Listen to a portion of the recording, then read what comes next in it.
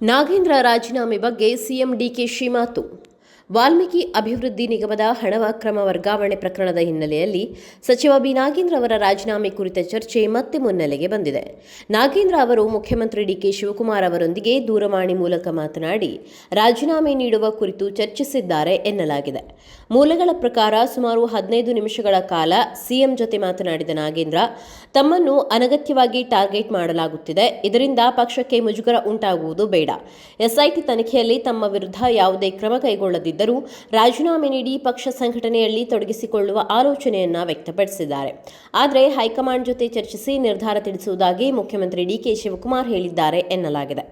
ಅಲ್ಲಿಯವರೆಗೆ ಯಾವುದೇ ಅಂತಿಮ ನಿರ್ಧಾರ ಕೈಗೊಳ್ಳದಂತೆ ನಾಗೇಂದ್ರ ಅವರಿಗೆ ಸೂಚಿಸಿದ್ದಾರೆ ಎಂದು ಮೂಲಗಳು ತಿಳಿಸಿದೆ. ಇದೇ ವಿಚಾರವಾಗಿ ಇಂದು ಬೆಳಿಗ್ಗೆ ತಮ್ಮ ನಿವಾಸದ ಬಳಿ ಮಾಧ್ಯಮಗಳೊಂದಿಗೆ ಮಾತನಾಡಿದ ಡಿಕೆಶಿ, ನಮ್ಮ ಪಕ್ಷದ ಎಲ್ಲಾ ಶಾಸಕರು, ಸಚಿವರು ಶಿಸ್ತಿನ ಸಿಪಾಯಿಗಳು. ಹೈಕಮಾಂಡ್ ನಿರ್ದೇಶನದಂತೆ ಪಕ್ಷದ ಒಳಿತಿಗೆ ಕೆಲಸ ಮಾಡುತ್ತೇವೆ ಎಂದು ಸಂಕ್ಷಿಪ್ತವಾಗಿ ಪ್ರತಿಕ್ರಿಯಿಸಿದ್ದಾರೆ. ಇನ್ನು ನಾಳೆ ದೆಹಲಿಗೆ ತೆರಳಲಿರುವ ಡಿಕೆ ಶಿವಕುಮಾರ್ ಹೈಕಮಾಂಡ್ ನಾಯಕರೊಂದಿಗೆ ರಾಜ್ಯದ ರಾಜಕೀಯ ಬೆಳವಣಿಗೆಗಳ ಕುರಿತು ಮಹತ್ವದ ಚರ್ಚೆ ನಡೆಸುವ ಸಾಧ್ಯತೆ ಇದೆ ಅಂತ ಹೇಳಲಾಗ್ತಿದೆ. ನಾಗೇಂದ್ರ ಬಹಳ ಸಣ್ಣ ಮೀನು ಎಂದ ವಿಜಯೇಂದ್ರ. ವಾಲ್ಮೀಕಿ ಅಭಿವೃದ್ಧಿ ನಿಗಮದ ಹಣ ಅಕ್ರಮ ವರ್ಗಾವಣೆ ಪ್ರಕರಣ ಇದೀಗ ಮತ್ತೆ ರಾಜ್ಯ ರಾಜಕಾರಣದಲ್ಲಿ ಕಾವು ಹೆಚ್ಚಿಸಿದೆ. ಸಚಿವ ಬಿ ನಾಗೇಂದ್ರ ಅವರ ರಾಜೀನಾಮೆಗೆ ಆಗ್ರಹಿಸಿ ಬಿಜೆಪಿ ಈಗಾಗಲೇ ಸೆಪ್ಟೆಂಬರ್ 1ರಂದು ರಾಯಚೂರಿನ ಲಿಂಗಸುಗೂರಿನಿಂದ ಬಳ್ಳಾರಿವರೆಗೆ ಪಾದಯಾತ್ರೆ ನಡೆಸಲು ನಿರ್ಧರಿಸಿದೆ. ಆದರೆ ನಾಗೇಂದ್ರ ಅವರು ರಾಜೀನಾಮೆ ನೀಡಲು ಮುಂದಾಗಿದ್ದಾರೆ ಎಂಬ ಮಾತುಗಳು ಕೇಳಿ ಬರುತ್ತಿರುವ ಹಿನ್ನೆಲೆಯಲ್ಲಿ ರಾಜೀನಾಮೆ ಕೊಟ್ಟರೆ ಬಿಜೆಪಿ ಈ ಪಾದಯಾತ್ರೆ ಕೈ ಬಿಡುತ್ತಾ ಎಂಬ ಪ್ರಶ್ನೆ ಎದುರಾಗಿದೆ. ಈ ಕುರಿತು ಬೆಂಗಳೂರಿನಲ್ಲಿ ಮಾತನಾಡಿದ ಬಿಜೆಪಿ ರಾಜ್ಯಾಧ್ಯಕ್ಷ ಬಿವೈ ವಿಜಯೇಂದ್ರ, ನಾಗೇಂದ್ರ ಅವರು ಯಾವಾಗ ರಾಜೀನಾಮೆ ನೀಡುತ್ತಾರೆ ಎಂಬುದು ತಮಗೆ ಗೊತ್ತಿಲ್ಲ. ವಾಲ್ಮೀಕಿ ನಿಗಮದ ಹಗರಣದಲ್ಲಿ ನಾಗೇಂದ್ರ ಪ್ರಮುಖ ಆರೋಪಿಯಾಗಿದ್ದು ಇಡಿ ಚಾರ್ಜ್ ಶೀಟ್ನಲ್ಲೂ ಅವರ ಹೆಸರು ಉಲ್ಲೇಖವಾಗಿದೆ. ಅಲ್ಲದೆ ಅಧಿಕಾರಿ ಚಂದ್ರಶೇಖರ್ ಅವರ ಡೆತ್ ನೋಟ್ನಲ್ಲೂ ನಾಗೇಂದ್ರ ಅವರ ಹೆಸರು ಪ್ರಸ್ತಾಪವಾಗಿದೆ ಎಂದು ವಿಜಯೇಂದ್ರ ಹೇಳಿದರು. ನಾಗೇಂದ್ರ ನಿರಪರಾಧಿ ಎಂದು ಸಾಬೀತಾದರೆ ಅವರನ್ನು ಮುಖ್ಯಮಂತ್ರಿಯನ್ನಾಗಿಯೂ ಮಾಡಿಕೊಳ್ಳಲಿ. ಆದರೆ ಹಗರಣದ ಹಿಂದೆ ಇನ್ನೂ ದೊಡ್ಡ ಮೀನುಗಳು, ತಿಮಿಂಗಲಗಳಿವೆ. ಅವರೆಲ್ಲರನ್ನೂ ಬಯಲಿಗೆಳೆಯುತ್ತೇವೆ. ದಲಿತರ ಅಭಿವೃದ್ಧಿಗೆ ಮೀಸಲಿಟ್ಟ ಹಣ ದುರುಪಯೋಗವಾಗಿದೆ ಎಂದು ಆರೋಪಿಸಿದ ವಿಜಯೇಂದ್ರ, ಹಣವನ್ನು ವಾಪಸ್ ಪಡೆದು ದಲಿತ ಸಮುದಾಯದ ಅಭಿವೃದ್ಧಿಗೆ ಬಳಸಬೇಕು ಎಂದು ಆಗ್ರಹಿಸಿದ್ದಾರೆ. ಜೊತೆಗೆ ನಮ್ಮ ಹೋರಾಟವನ್ನು ಹಗುರವಾಗಿ ತೆಗೆದುಕೊಳ್ಳದಿರಿ. ಸದನದಲ್ಲಿ ಹೋರಾಟ ಮಾಡುತ್ತಿದ್ದರೆ ನಮಗೆ ಗೂಂಡಾಗಳೆಂದು ಹೇಳಿದ್ದಾರೆ. ದಲಿತರ ಪರವಾಗಿ ಧ್ವನಿ ಎತ್ತಿದ ಬಿಜೆಪಿ ಜೆಡಿಎಸ್ ಅವರನ್ನ ಗೂಂಡಾಗಳೆಂದು ಹೇಳುತ್ತೀರಾ ಎಂದು ವಿಜಯೇಂದ್ರ ಪ್ರಶ್ನಿಸಿದ್ದಾರೆ. 187 ಕೋಟಿ ಹಣ ಲೂಟಿಯಾಗಿದೆ. ದಲಿತರಿಗೆ ನ್ಯಾಯ ಕೊಡಿಸುವ ನಿಟ್ಟಿನಲ್ಲಿ ಆ ಹಣ ವಾಪಸ್ ಬರಬೇಕು. ಆ ಸಮುದಾಯದ ಅಭಿವೃದ್ಧಿಗೆ ಹಣ ಬಳಕೆ ಆಗಬೇಕು. ಸಚಿವ ನಾಗೇಂದ್ರ ಬಹಳ ಸಣ್ಣ ಮೀನು ಮಾತ್ರ. ಇನ್ನು ದೊಡ್ಡ ದೊಡ್ಡ ಮೀನುಗಳು, ತಿಮಿಂಗಲಗಳು ಇದರ ಹಿಂದಿದೆ. ಇವರೆಲ್ಲರನ್ನೂ ಹೇಗೆ ಬೀದಿಗೆ ತರಬೇಕು, ಹೇಗೆ ಹೋರಾಟ ಮಾಡಬೇಕೆಂಬ ನಿಟ್ಟಿನಲ್ಲಿ ಬಿಜೆಪಿ ಸಿದ್ಧವಾಗಿದೆ. ಧ್ವನಿ ಇಲ್ಲದ ದಲಿತರ ಪರವಾಗಿ ಎಲ್ಲಿಯವರೆಗೂ ಅಗತ್ಯವೋ ಅಲ್ಲಿಯವರೆಗೆ ಹೋರಾಟ ಮಾಡಲಿದ್ದೇವೆ. ಆ ಸಮುದಾಯಕ್ಕೆ ನ್ಯಾಯ ಕೊಡಿಸುವ ನಿಟ್ಟಿನಲ್ಲಿ ಹೋರಾಟ ಮಾಡುತ್ತೇವೆ. ಬಿಜೆಪಿ ಸತ್ಯ ಬಿಚ್ಚಿಡುವ ಕೆಲಸ ಮಾಡಲಿದೆ. ನಮ್ಮ ಉದ್ದೇಶ ನಾಗೇಂದ್ರ ಅವರ ತೇಜೋವಧೆ ಮಾಡುವುದಲ್ಲ, ದಲಿತ ಸಮುದಾಯಕ್ಕೆ ನ್ಯಾಯ ಕೊಡಿಸುವುದೇ ನಮ್ಮ ಉದ್ದೇಶ ಎಂದರು. ಹೈಕಮಾಂಡ್ ಗುಟ್ಟು ಬಯಲು, ಸಿದ್ದು ಹೇಳಿಕೆ ವೈರಲ್. ಕರ್ನಾಟಕ ಕಾಂಗ್ರೆಸ್ನಲ್ಲಿ ಹೈಕಮಾಂಡ್ ಮಟ್ಟದ ಮತ್ತೊಂದು ರಾಜಕೀಯ ಗುಟ್ಟು ಬಹಿರಂಗವಾಗಿದೆ. ಮಾಜಿ ಮುಖ್ಯಮಂತ್ರಿ ಸಿದ್ದರಾಮಯ್ಯ ಅವರು ತಮ್ಮನ್ನು ಉಪಮುಖ್ಯಮಂತ್ರಿಯನ್ನಾಗಿ ಮಾಡುವಲ್ಲಿ ಪ್ರಮುಖ ಪಾತ್ರ ವಹಿಸಿದ್ದರು ಎಂಬ ಹೇಳಿಕೆಯನ್ನು ಡಿಸಿಎಂ ಡಾಕ್ಟರ್ ಜಿ ಪರಮೇಶ್ವರ್ ದೃಢಪಡಿಸಿದ್ದಾರೆ.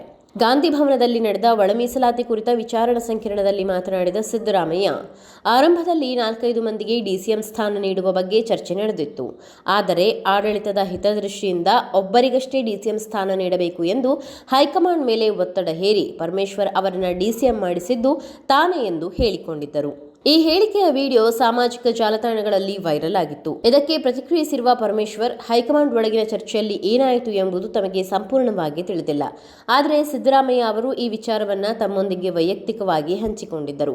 ಹೀಗಾಗಿ ಅವರು ನೀಡಿರುವ ಹೇಳಿಕೆಯಲ್ಲಿ ಸತ್ಯವಿದೆ ಎಂದು ಸ್ಪಷ್ಟಪಡಿಸಿದ್ದಾರೆ. ಇದೇ ವೇಳೆ ಹಿಂದೆ ಸಿದ್ದರಾಮಯ್ಯ ಮುಖ್ಯಮಂತ್ರಿ ಸ್ಥಾನಕ್ಕೆ ಬಂದ ಸಂದರ್ಭದಲ್ಲೂ ತಮ್ಮ ಹೆಸರನ್ನ ಸಿಎಂ ಹುದ್ದೆಗೆ ಪರಿಗಣಿಸುವಂತೆ ಹೈಕಮಾಂಡ್ಗೆ ಶಿಫಾರಸು ಮಾಡಿದ್ದರು. ಆದರೆ ಹೈಕಮಾಂಡ್ ಆ ಸಲಹೆಯನ್ನ ಪರಿಗಣಿಸಲಿಲ್ಲ ಎಂದು ಪರಮೇಶ್ವರ್ ತಿಳಿಸಿದ್ದಾರೆ. ಈ ಹೇಳಿಕೆ ಇದೀಗ ಕಾಂಗ್ರೆಸ್ನೊಳಗಿನ ನಾಯಕತ್ವ ಮತ್ತು ಹೈಕಮಾಂಡ್ ನಿರ್ಧಾರಗಳ ಕುರಿತು ಹೊಸ ಚರ್ಚೆಗೆ ಕಾರಣವಾಗಿದೆ. ಕಣ್ಣೀರು ಸುರಿಸಿ ಜನರನ್ನ ಮರಳು ಮಾಡಲ್ಲವೆಂದ ಕಾಂಗ್ರೆಸ್ ಶಾಸಕ. ಮಂಡ್ಯ ಜಿಲ್ಲೆಯ ಮದ್ದೂರು ರಾಜಕಾರಣದಲ್ಲಿ ಕೇಂದ್ರ ಸಚಿವ ಎಚ್.ಡಿ. ಕುಮಾರಸ್ವಾಮಿ ಹಾಗೂ ಕಾಂಗ್ರೆಸ್ ಶಾಸಕ ಕೆಎಂ ಉದಯ್ ನಡುವಿನ ವಾಕ್ಸಮರ ಮತ್ತಷ್ಟು ತಾರಕಕ್ಕೇರಿದೆ. ಕ್ಷೇತ್ರದ ಅಭಿವೃದ್ಧಿ ವಿಚಾರವಾಗಿ ಕುಮಾರಸ್ವಾಮಿ ಅವರಿಗೆ ನೇರ ಸವಾಲು ಹಾಕಿರುವ ಶಾಸಕ ಉದಯ್ ಸಾರ್ವಜನಿಕರ ಸಮ್ಮುಖದಲ್ಲಿ ಬಹಿರಂಗ ಚರ್ಚೆಗೆ ಬರುವಂತೆ ಆಹ್ವಾನ ನೀಡಿದ್ದಾರೆ. ಇತ್ತೀಚೆಗೆ ಮದ್ದೂರಿಗೆ ಭೇಟಿ ನೀಡಿದ್ದ ಕುಮಾರಸ್ವಾಮಿ ಕ್ಷೇತ್ರದ ಜನರು ರಾಜ್ಯ ಸರ್ಕಾರದ ವಿರುದ್ಧ ಅಸಮಾಧಾನಗೊಂಡಿದ್ದಾರೆ ಎಂದು ಹೇಳಿಕೆ ನೀಡಿದ್ದರು. ಇದಕ್ಕೆ ತಿರುಗೇಟು ನೀಡಿದ ಉದಯ್, ತಾಲೂಕು ಕ್ರೀಡಾಂಗಣದಲ್ಲಿ ಚರ್ಚೆ ನಡೆಸೋಣ. ಜೆಡಿಎಸ್ ಆಡಳಿತ ಅವಧಿಯಲ್ಲಿ ನಡೆದ ಅಭಿವೃದ್ಧಿ ಹಾಗೂ ತಮ್ಮ 3 ವರ್ಷದ ಅವಧಿಯಲ್ಲಿ ಕೈಗೊಂಡಿರುವ ಕಾಮಗಾರಿಗಳ ಅಂಕಿಅಂಶಗಳನ್ನು ಜನರ ಮುಂದಿಟ್ಟು ಚರ್ಚಿಸಲು ನಾವು ಸಿದ್ಧ ಎಂದು ಹೇಳಿದ್ದಾರೆ. 3 ಅಥವಾ 6 ತಿಂಗಳಿಗೊಮ್ಮೆ ಕ್ಷೇತ್ರಕ್ಕೆ ಬಂದು ಭಾಷಣ ಮಾಡುವ ಬದಲು ಅಭಿವೃದ್ಧಿ ವಿಚಾರವಾಗಿ ನೇರ ಚರ್ಚೆಗೆ ಬರಬೇಕು ಎಂದು ಉದಯ್ ಕುಮಾರಸ್ವಾಮಿ ವಿರುದ್ಧ ವಾಗ್ದಾಳಿ ನಡೆಸಿದ್ದಾರೆ.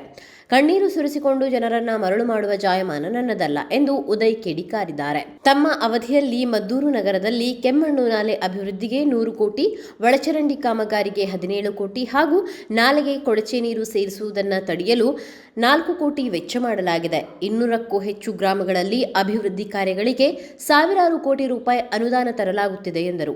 ಇದೇ ವೇಳೆ ನೀರಾವರಿ ಯೋಜನೆಗಳು, ಮದ್ದೂರು ನಗರಕ್ಕೆ 100 ಕೋಟಿ ವಿಶೇಷ ಅನುದಾನ ಹಾಗೂ ಗ್ರಾಮೀಣ ರಸ್ತೆ ಅಭಿವೃದ್ಧಿಗೆ ಪ್ರಸ್ತಾವನೆ ಸಲ್ಲಿಸಲಾಗಿದೆ ಎಂದು ತಿಳಿಸಿದರು. ಜಿಟಿ ದೇವೇಗೌಡಗೆ ಮಹತ್ವದ ಹುದ್ದೆ, ಜಿಟಿಡಿ ಚಿತ್ತ, ಕಾಂಗ್ರೆಸ್ ನತ್ತ. ಕರ್ನಾಟಕ ರಾಜಕೀಯದಲ್ಲಿ ಜೆಡಿಎಸ್ ಶಾಸಕ ಜಿಟಿ ದೇವೇಗೌಡ ಅವರ ಮುಂದಿನ ರಾಜಕೀಯ ನಡೆ ಕುರಿತು ಮತ್ತೊಮ್ಮೆ ಚರ್ಚೆ ಶುರುವಾಗಿದೆ. ಕರ್ನಾಟಕ ಸಹಕಾರ ಮಹಾಮಂಡಲದ ಅಧ್ಯಕ್ಷರಾಗಿ ಜಿಟಿ ದೇವೇಗೌಡ ಆಯ್ಕೆಯಾಗಿದ್ದು, ಈ ಬೆಳವಣಿಗೆ ರಾಜಕೀಯ ವಲಯದಲ್ಲಿ ಕುತೂಹಲ ಮೂಡಿಸಿದೆ. ಸಹಕಾರ ಮಹಾಮಂಡಲಕ್ಕೆ ನಡೆದ ಚುನಾವಣೆಯಲ್ಲಿ ಜಿಟಿ ದೇವೇಗೌಡ ನೇತೃತ್ವದ ತಂಡ ಗೆಲುವು ಸಾಧಿಸಿದೆ. ಅಧ್ಯಕ್ಷ ಸ್ಥಾನಕ್ಕೆ ಅವರ ಆಯ್ಕೆಗೆ ಮುಖ್ಯಮಂತ್ರಿ ಡಿಕೆ ಶಿವಕುಮಾರ್ ಸಹಮತ ವ್ಯಕ್ತಪಡಿಸಿದರು. ಚುನಾವಣೆಗೂ ಮುನ್ನ ಮುಖ್ಯಮಂತ್ರಿ ನಿವಾಸದಲ್ಲಿ ಈ ಸಂಬಂಧ ಮಹತ್ವದ ಸಭೆ ನಡೆದಿದ್ದು, ಮಾಜಿ ಸಹಕಾರ ಸಚಿವ ಕೆಎನ್ ರಾಜಣ್ಣ ಸೇರಿದಂತೆ ಹಲವು ಪ್ರಮುಖರು ಭಾಗವಹಿಸಿದ್ದರು. ಸಭೆಯಲ್ಲಿ ಜಿಟಿ ದೇವೇಗೌಡ ಅವರನ್ನ ಅಧ್ಯಕ್ಷನನ್ನಾಗಿ ಆಯ್ಕೆ ಮಾಡುವ ಕುರಿತು ಒಮ್ಮತ ವ್ಯಕ್ತವಾಗಿತ್ತು ಎಂದು ತಿಳಿದು ಬಂದಿದೆ.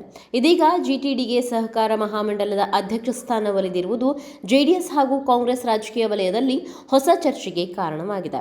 ಇತ್ತೀಚಿನ ದಿನಗಳಲ್ಲಿ ಜೆಡಿಎಸ್ನಿಂದ ಅಂತರ ಕಾಯ್ದುಕೊಂಡಿರುವ ಜಿಟಿ ದೇವೇಗೌಡ ಅವರು ಮುಂದಿನ ದಿನಗಳಲ್ಲಿ ಕಾಂಗ್ರೆಸ್ನತ್ತ ಮುಖ ಮಾಡಲಿದ್ದಾರೆ ಎಂಬ ಪ್ರಶ್ನೆ ಎದ್ದಿದೆ. ಸಹಕಾರ ಕ್ಷೇತ್ರದಲ್ಲಿ ದೀರ್ಘ ಅನುಭವ ಹೊಂದಿರುವ ಜಿಟಿ ದೇವೇಗೌಡ ಅವರ ಆಯ್ಕೆಗೆ ಮಂಡಲದ ನಿರ್ದೇಶಕರು ಬೆಂಬಲ ವ್ಯಕ್ತಪಡಿಸಿದ್ದಾರೆ. ಅಧಿಕಾರ ಸ್ವೀಕರಿಸಿದ ಬಳಿಕ ಸಹಕಾರ ಕ್ಷೇತ್ರದ ಅಭಿವೃದ್ಧಿಗೆ ಆದ್ಯತೆ ನೀಡುವುದಾಗಿ ಅವರು ಭರವಸೆ ನೀಡಿದ್ದು, ಜಿಟಿಡಿ ಅವರ ಮುಂದಿನ ರಾಜಕೀಯ ಹೆಜ್ಜೆ ಸದ್ಯ ಹೆಚ್ಚು ಕುತೂಹಲ ಮೂಡಿಸಿದೆ. ಆನ್ಲೈನ್ ತರಕಾರಿ ಖರೀದಿಸುವ ಮುನ್ನ ಎಚ್ಚರ. ಆನ್ಲೈನ್ ಮೂಲಕ ಮಾರಾಟವಾಗುವ ತರಕಾರಿಗಳು ತಾಜಾವಾಗಿ ಕಾಣುವಂತೆ ಮಾಡಲು ಕೆಮಿಕಲ್ ಸ್ಪ್ರೇ ಮಾಡಲಾಗುತ್ತಿದೆ ಎಂಬ ದೂರುಗಳು ಕೇಳಿಬಂದಿದ್ದು, ಈ ಬಗ್ಗೆ ಪರಿಶೀಲನೆ ನಡೆಸಿ ಮುಂದಿನ ದಿನಗಳಲ್ಲಿ ಕ್ರಮ ಕೈಗೊಳ್ಳಲಾಗುವುದು ಎಂದು ಆರೋಗ್ಯ ಮತ್ತು ಕುಟುಂಬ ಕಲ್ಯಾಣ ಸಚಿವ ಯುಟಿ ಖಾದರ್ ತಿಳಿಸಿದ್ದಾರೆ.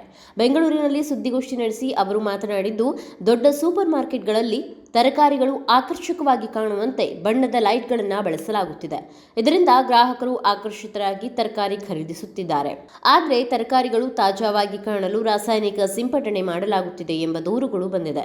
ಈ ಕುರಿತು ಅಧಿಕಾರಿಗಳು ಪರಿಶೀಲನೆ ನಡೆಸುತ್ತಿದ್ದಾರೆ ಎಂದರು.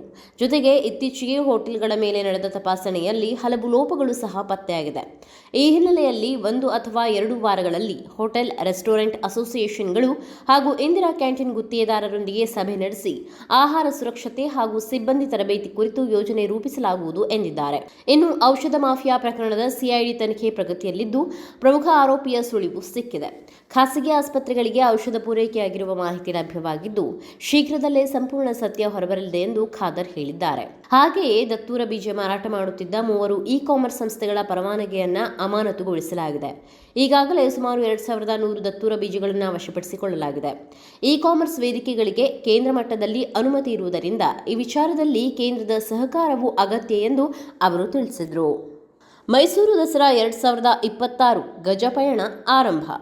ವಿಶ್ವವಿಖ್ಯಾತ ಮೈಸೂರು ದಸರಾ ಮಹೋತ್ಸವ 2026ರ ಪ್ರಮುಖ ಸಂಪ್ರದಾಯವಾದ ದಸರಾ ಗಜಪಯಣಕ್ಕೆ ಅದ್ಧೂರಿ ಚಾಲನೆ ದೊರೆತಿದೆ. ಹುಣಸೂರು ತಾಲೂಕಿನ ವೀರನಹೊಸಹಳ್ಳಿಯಲ್ಲಿ ನಡೆದ ಕಾರ್ಯಕ್ರಮದಲ್ಲಿ ಮೈಸೂರು ಜಿಲ್ಲಾ ಉಸ್ತುವಾರಿ ಸಚಿವ ಡಾಕ್ಟರ್ ಯತೀಂದ್ರ ಸಿದ್ದರಾಮಯ್ಯ ಅವರು ಗಜಪಡೆಗೆ ಪೂಜೆ ಸಲ್ಲಿಸಿ ಚಾಲನೆ ನೀಡಿದರು. ಬೆಳಗ್ಗೆ 10 ರಿಂದ 10:28ರ ನಡುವಿನ ಶುಭ ತುಲಾ ಲಗ್ನದಲ್ಲಿ ಆನೆಗಳಿಗೆ ವಿಶೇಷ ಪೂಜೆ ಸಲ್ಲಿಸಲಾಯಿತು. ಬಳಿಕ ಫಲತಾಂಬೂಲ ನೀಡಿ ಗಜಪಯಣಕ್ಕೆ ಚಾಲನೆ ನೀಡಲಾಗಿದ್ದು, ಕಾಡಿನ ಬೆಂಗಳೂರಿನಲ್ಲಿದ್ದ ಗಜಪಡೆ ಇದೀಗ ಮೈಸೂರಿನತ್ತ ಪ್ರಯಾಣ ಆರಂಭಿಸಿದೆ. ಮೊದಲ ಹಂತದಲ್ಲಿ ಒಟ್ಟು 9 ಆನೆಗಳು ದಸರಾ ಗಜಪಯಣದಲ್ಲಿ ಭಾಗವಹಿಸುತ್ತಿದೆ. ಧನಂಜಯ, ಮಹೇಂದ್ರ, ಏಕಲವ್ಯ, ಪ್ರಶಾಂತ, ಗೋಪಿ, ಶ್ರೀರಾಮ, ಸುಗ್ರೀವ, ಲಕ್ಷ್ಮಿ ಹಾಗೂ ಕ್ಯಾಪ್ಟನ್ ಅಭಿಮನ್ಯು ಗಜಪಡೆಯಲ್ಲಿದೆ. ಕಾರ್ಯಕ್ರಮದಲ್ಲಿ ಜನಪ್ರತಿನಿಧಿಗಳು, ಅರಣ್ಯ ಇಲಾಖೆ ಅಧಿಕಾರಿಗಳು ಹಾಗೂ ಸಿಬ್ಬಂದಿ ಭಾಗವಹಿಸಿದ್ದರು. ಅದರ ಜೊತೆಗೆ ಸತತ 6 ವರ್ಷಗಳ ಕಾಲ ಯಾವುದೇ ಅಡೆತಡೆಯಿಲ್ಲದೆ ಜಂಬೂ ಸವಾರಿಯನ್ನ ಯಶಸ್ವಿಯಾಗಿ ಮುನ್ನಡೆಸಿದ್ದ ಕ್ಯಾಪ್ಟನ್ ಅಭಿಮನ್ಯುವಿಗೆ ಈ ಬಾರಿ ವಿಶೇಷ ಬೀಳ್ಕೊಡುಗೆ ನೀಡಲಾಗಿತ್ತು. ಬಣ್ಣ ಬಣ್ಣದ ಚಿತ್ತಾರಗಳಿಂದ ಅಲಂಕರಿಸಲಾಗಿದ್ದ ಅಭಿಮನ್ಯುವನ್ನ ಶಂಖ, ಚಕ್ರ ಹಾಗೂ ಗಂಡಭೇರುಂಡದ ವಿನ್ಯಾಸಗಳಿಂದ ಸಿಂಗರಿಸಿದ ಮಾರ್ಗಗಳಲ್ಲಿ ಹೂಮಳೆ ಸುರಿಸುತ್ತಾ ಬೀಳ್ಕೊಡಲಾಯಿತು. ಅಭಿಮನ್ಯುವಿಗೆ ವಿಶೇಷ ಬೀಳ್ಕೊಡುಗೆ ನೀಡಬೇಕು ಎಂಬ ಸಾರ್ವಜನಿಕರ ಒತ್ತಾಯದ ಹಿನ್ನೆಲೆಯಲ್ಲಿ ಅರಣ್ಯ ಇಲಾಖೆ ಈ ಕಾರ್ಯಕ್ರಮ ಆಯೋಜಿಸಿತ್ತು ಎಂದು ತಿಳಿದುಬಂದಿದೆ. ಶಾಸಕ ಕೋಳಿವಾಡ್ಗೆ 500 ರೂಪಾಯಿ ದಂಡ. ಹೆಲ್ಮೆಟ್ ಧರಿಸದೆ ಬೈಕ್ ಚಲಾಯಿಸಿದ ಆರೋಪದ ಹಿನ್ನೆಲೆಯಲ್ಲಿ ರಾಣೆಬೆನ್ನೂರು ಕಾಂಗ್ರೆಸ್ ಶಾಸಕ ಪ್ರಕಾಶ್ ಕೋಳಿವಾಡ ಅವರಿಗೆ ಟ್ರಾಫಿಕ್ ಪೊಲೀಸರು 500 ರೂಪಾಯಿ ದಂಡ ವಿಧಿಸಿದ್ದಾರೆ. ಆಗಸ್ಟ್ 25ರಂದು ಶಾಸಕ ಕೋಳಿವಾಡ ಅವರು ಹೆಲ್ಮೆಟ್ ಇಲ್ಲದೆ ಬುಲೆಟ್ ಬೈಕ್ ಚಲಾಯಿಸುತ್ತಿದ್ದ ದೃಶ್ಯಗಳು ಹಾಗೂ ಫೋಟೋಗಳು ಸಾಮಾಜಿಕ ಜಾಲತಾಣದಲ್ಲಿ ವೈರಲ್ ಆಗಿದ್ದವು. ಇದಾದ ಬಳಿಕ ಸಾರ್ವಜನಿಕರಿಂದಲೂ ಟೀಕೆ ವ್ಯಕ್ತವಾಗಿತ್ತು. ಸಾಮಾನ್ಯ ವಾಹನ ಸವಾರರು ಹೆಲ್ಮೆಟ್ ಧರಿಸದಿದ್ದರೆ ದಂಡ ವಿಧಿಸಲಾಗುತ್ತೆ, ಹಾಗಾದರೆ ಜನಪ್ರತಿನಿಧಿಗಳಿಗೆ ಸಂಚಾರ ನಿಯಮಗಳು ಅನ್ವಯಿಸುವುದಿಲ್ಲವೇ ಎಂದು ಹಲವರು ಸಾಮಾಜಿಕ ಜಾಲತಾಣಗಳ ಮೂಲಕ ಪ್ರಶ್ನಿಸಿದ್ದರು. ಈ ಬೆಳವಣಿಗೆಯ ಬೆನ್ನಲ್ಲೇ ರಾಣೆಬೆನ್ನೂರು ಟ್ರಾಫಿಕ್ ಪೊಲೀಸರು ಶಾಸಕ ಪ್ರಕಾಶ್ ಕೋಳಿವಾಡ ಅವರಿಗೆ ನೋಟಿಸ್ ಜಾರಿ ಮಾಡಿದ್ದಾರೆ. ಬಳಿಕ 500 ರೂಪಾಯಿ ದಂಡ ಪಾವತಿಸುವಂತೆ ನೀಡಿದ್ದ ನೋಟಿಸ್ ಶಾಸಕರ ನಿವಾಸಕ್ಕೆ ತಲುಪಿದೆ. ಪೊಲೀಸರ ನೋಟಿಸ್ ಸ್ವೀಕರಿಸಿದ ಶಾಸಕ ಕೋಳಿವಾಡ ಅವರು ದಂಡವನ್ನ ಪಾವತಿಸಿದ್ದಾರೆ. ಈ ಕುರಿತು ತಮ್ಮ ಫೇಸ್ಬುಕ್ ಪೇಜ್ನಲ್ಲಿ ಮಾಹಿತಿ ಹಂಚಿಕೊಂಡಿರುವ ಅವರು, ಎಸ್ಪಿ ಅವರು ತಮಗೆ ನೋಟಿಸ್ ನೀಡಿದ್ದಾರೆ. ಅವರು ತಮ್ಮ ಕರ್ತವ್ಯವನ್ನ ನಿರ್ವಹಿಸಿದ್ದು ಅದನ್ನು ತಾವು ಗೌರವಿಸುತ್ತೇವೆ ಎಂದು ತಿಳಿಸಿದ್ದಾರೆ. ಈ ಘಟನೆ ಮೂಲಕ ಜನಪ್ರತಿನಿಧಿಗಳಾಗಲಿ ಸಾಮಾನ್ಯ ನಾಗರಿಕರಾಗಲಿ ಸಂಚಾರ ನಿಯಮಗಳನ್ನು ಪಾಲಿಸುವುದು ಕಡ್ಡಾಯ ಎಂಬ ಸಂದೇಶ ಮತ್ತೊಮ್ಮೆ ಸ್ಪಷ್ಟವಾಗಿದೆ. ತಾಯಿ ಜೊತೆ 5 ಮಕ್ಕಳು ಕೆರೆಯಲ್ಲಿ ಪತ್ತೆ. ವಿಜಯಪುರ ನಗರದ ಹೊರವಲಯದ ಭೂತನಾಳ ಕೆರೆಯಲ್ಲಿ ತಾಯಿ ಹಾಗೂ 5 ಮಕ್ಕಳ ಶವ ಪತ್ತೆಯಾದ ಪ್ರಕರಣ ಇದೀಗ ತೀವ್ರ ತನಿಖೆಗೆ ಒಳಪಟ್ಟಿದೆ. ಪ್ರಾಥಮಿಕ ತನಿಖೆಯಲ್ಲಿ ಕೌಟುಂಬಿಕ ಕಲಹವೇ ಘಟನೆಗೆ ಕಾರಣವಾಗಿರಬಹುದೆಂಬ ಶಂಕೆ ವ್ಯಕ್ತವಾಗಿದ್ದು, ಮೃತ ಮಹಿಳೆಯ ಪತಿ ವಿರುದ್ಧ ಕುಟುಂಬಸ್ಥರು ಗಂಭೀರ ಆರೋಪಗಳನ್ನು ಮಾಡಿದ್ದಾರೆ. ಮೃತರನ್ನ 45 ವರ್ಷದ ಶೋಭಾ ಜಾಲಗೇರಿ, ಅವರ ಮಕ್ಕಳಾದ 16 ವರ್ಷದ ವಿದ್ಯಾ, 14 ವರ್ಷದ ಸುವರ್ಣ, 10 ವರ್ಷದ ಗೌಡೇಶ್ ಅಲಿಯಾಸ್ ತಿಪ್ಪರಾಯ, 7 ವರ್ಷದ ಸಾನಿಕಾ ಹಾಗೂ 5 ವರ್ಷದ ವಿಕಾಸ್ ಎಂದು ಗುರುತಿಸಲಾಗಿದೆ. ಆಗಸ್ಟ್ 23ರ ರಾತ್ರಿ ಶೋಭಾ ಹಾಗೂ ಅವರ ಪತಿ ಮಲಕಾರಿ ಜಾಲಗೇರಿ ನಡುವೆ ಜಗಳ ನಡೆದಿತ್ತು ಎನ್ನಲಾಗಿದೆ. ಶ್ರಾವಣ ಸೋಮವಾರದ ಹಿನ್ನೆಲೆಯಲ್ಲಿ ದೇವರ ಪೂಜೆಗೆ ನೈವೇದ್ಯ ಹಾಗೂ ಕೂಲಿ ಕೆಲಸಕ್ಕೆ ತೆರಳಲು ಬುತ್ತಿ ಮಾಡಿಕೊಡುವ ವಿಚಾರದಲ್ಲಿ ದಂಪತಿ ನಡುವೆ ಗಲಾಟೆ ನಡೆದಿತ್ತು. ಬಳಿಕ ಶೋಭಾ ಮಕ್ಕಳೊಂದಿಗೆ ಮನೆಯಿಂದ ಹೊರಹೋಗಿದ್ದರು ಎಂದು ತಿಳಿದುಬಂದಿದೆ. ಪತ್ನಿ ಹಾಗೂ ಮಕ್ಕಳಿಗಾಗಿ ಮಲಕಾರಿ ಗ್ರಾಮದಲ್ಲಿ ಮತ್ತು ಸಂಬಂಧಿಕರ ಮನೆಗಳಲ್ಲಿ ಹುಡುಕಾಟ ನಡೆಸಿದ್ದರು. ಯಾವುದೇ ಸುಳಿವು ಸಿಗದ ಹಿನ್ನೆಲೆಯಲ್ಲಿ ವಿಜಯಪುರ ಗ್ರಾಮೀಣ ಪೊಲೀಸ್ ಠಾಣೆಯಲ್ಲಿ ನಾಪತ್ತೆ ದೂರು ದಾಖಲಿಸಿದರು. ಇದಾದ ಬಳಿಕ ಭೂತನಾಳ ಕೆರೆಯಲ್ಲಿ 6 ಮಂದಿಯ ಶವ ಪತ್ತೆಯಾಗಿದೆ. ಶೋಭಾ ಕುಟುಂಬಸ್ಥರು ಮಲಕಾರಿ ವಿರುದ್ಧ ಕಿರುಕುಳದ ಆರೋಪ ಮಾಡಿದ್ದಾರೆ. ಘಟನೆ ಕುರಿತು ಆದರ್ಶ ನಗರ ಪೊಲೀಸರು ಪ್ರಕರಣ ದಾಖಲಿಸಿಕೊಂಡಿದ್ದು ಎಲ್ಲಾ ಆಯಾಮಗಳಲ್ಲೂ ತನಿಖೆ ನಡೆಸುತ್ತಿದ್ದಾರೆ. ಮರಣೋತ್ತರ ಪರೀಕ್ಷೆಯ ವರದಿ ಬಳಿಕ ಸಾವಿನ ನಿಖರ ಕಾರಣ ತಿಳಿಯಲಿದೆ ಅಂತ ಪೊಲೀಸರು ಹೇಳಿದ್ದಾರೆ.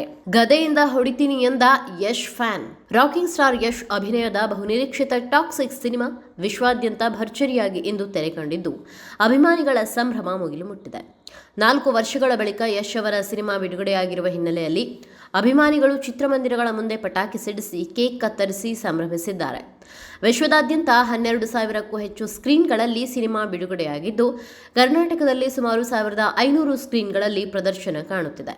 ಮೊದಲ ದಿನವೇ ಅಭಿಮಾನಿಗಳಿಂದ ಚಿತ್ರಕ್ಕೆ ಉತ್ತಮ ಪ್ರತಿಕ್ರಿಯೆ ವ್ಯಕ್ತವಾಗಿದೆ ಅಂತ ಹೇಳಲಾಗ್ತಿದೆ. ಇದರ ಜೊತೆಗೆ ಬೆಂಗಳೂರಿನ ವೀರೇಶ್ ಚಿತ್ರಮಂದಿರದ ಬಳಿ ಯಶ್ ಅಭಿಮಾನಿಗಳ ವಿಭಿನ್ನ ಸಂಭ್ರಮ ಗಮನ ಸೆಳೆಯಿತು.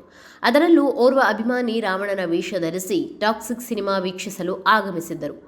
ಮಾಧ್ಯಮಗಳೊಂದಿಗೆ ಮಾತನಾಡಿದ ಅವರು, ಯಶ್ ಅವರ ಅಪ್ಪಟ ಅಭಿಮಾನಿಯಾಗಿರುವುದಾಗಿ ಹೇಳಿದ್ದು, ಕನ್ನಡ ಸಿನಿಮಾವನ್ನ ರಾಷ್ಟ್ರಮಟ್ಟಕ್ಕೆ ಕೊಂಡೊಯ್ದಿರುವ ಯಶ್ ಬಗ್ಗೆ ಹೆಮ್ಮೆ ವ್ಯಕ್ತಪಡಿಸಿದ್ದಾರೆ. ಇದೇ ವೇಳೆ ಫ್ಯಾನ್ಸ್ ವಾರ್ ಕುರಿತು ಮಾತನಾಡಿದ ಅವರು, ದಯವಿಟ್ಟು ಯಾರೂ ಯಾವುದೇ ಫ್ಯಾನ್ಸ್ ವಾರ್ ಮಾಡಬೇಡಿ, ಮಾಡಿದ್ರೆ ಗದೆಯಿಂದ ಬೀಳ್ತಾನೆ ಇರುತ್ತೆ ಎಂದು ಹಾಸ್ಯಭರಿತವಾಗಿ ಖಡಕ್ ಎಚ್ಚರಿಕೆ ನೀಡಿದ್ದಾರೆ. ಟಾಕ್ಸಿಕ್ ಕರ್ನಾಟಕದ ಹೆಮ್ಮೆ, ಯಾವುದೇ ಫ್ಯಾನ್ಸ್ ವಾರ್ ಮಾಡಬಾರದು. ಇದು ನಮ್ಮ ಕರ್ನಾಟಕದ ಘನತೆ ಹೆಚ್ಚಿಸುವ ಮೂವಿ. ಎಲ್ಲರೂ ಸಿನಿಮಾವನ್ನ ಬೆಳೆಸಬೇಕು. KGF 1 Kannada number 1 movie, KGF 2 ಭಾರತದ number 1 movie, toxic Hollywood number 1 movie ಆಗಲಿದೆ ಎಂದು ಹರ್ಷ ವ್ಯಕ್ತಪಡಿಸಿದ್ದಾರೆ.